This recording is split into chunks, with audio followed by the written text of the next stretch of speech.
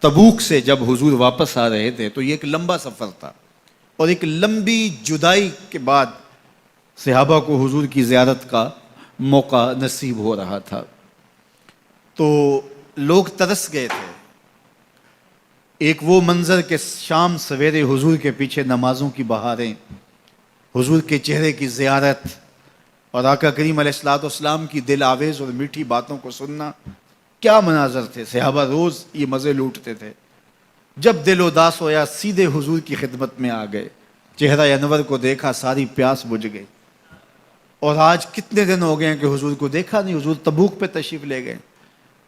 تو ایک لمبا سفر تھا تبوک کا، اور جب حضور واپس آئے تو جو اہل مدینہ اداس ہو گئے ہوئے تھے، ان کو گوارا نہیں تھا، تو وہ ذرا شہر سے باہر نکل کے حضور کے استقبال کے لیے گئے۔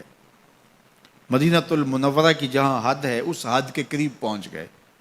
ادھر سے جو تبوک سے حضور اور حضور کے ساتھی آ رہے تھے وہ بھی اس بارڈر پہ، اس سرحد پہ، مدینہ المنورہ جہاں شروع ہوتا ہے وہاں قریب پہنچ گئے۔ قدرتی ہوا مدینہ المنورہ سے اس جانب چل رہی تھی جدھر سے حضور تشریف لا رہے تھے۔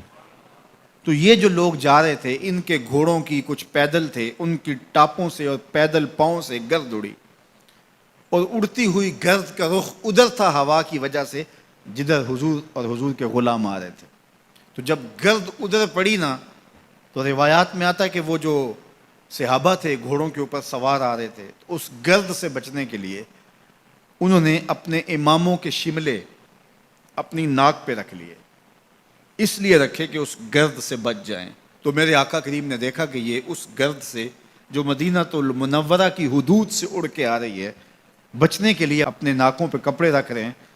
تو حضور علیہ السلام نے اپنی سواری کو روک کے ان سے مخاطب ہو کے کہا، ان کپڑوں کو پیچھے ہٹا دو، تم جانتے نہیں مدینے کے غبار میں بھی شفا ہے، مدینے کی مٹی میں بھی شفا ہے، گرد و غبار میں بھی شفا رکھا ہوا ہے۔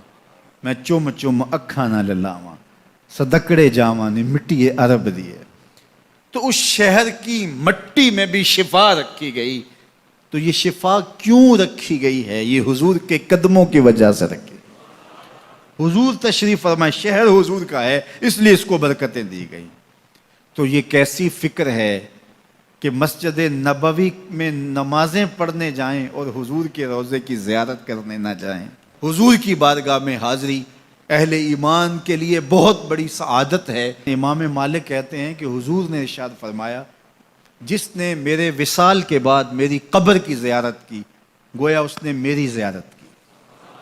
تو امام مالک کہتے ہیں کہ اگر کوئی حضور کے روضے کو دیکھنے جائے یا دیکھ کے آئے تو یہ نہ کہے کہ میں حضور کے روضے کو دیکھ کے آیا ہوں، بلکہ کہے میں حضور کو دیکھ کے آیا ہوں، میں حضور سے ملنے جا رہا ہوں، میں حضور سے مل کے آیا ہوں۔ اس لیے کہ جس نے حضور کے روضے کی زیارت کی اس نے حضور کی زیارت کی۔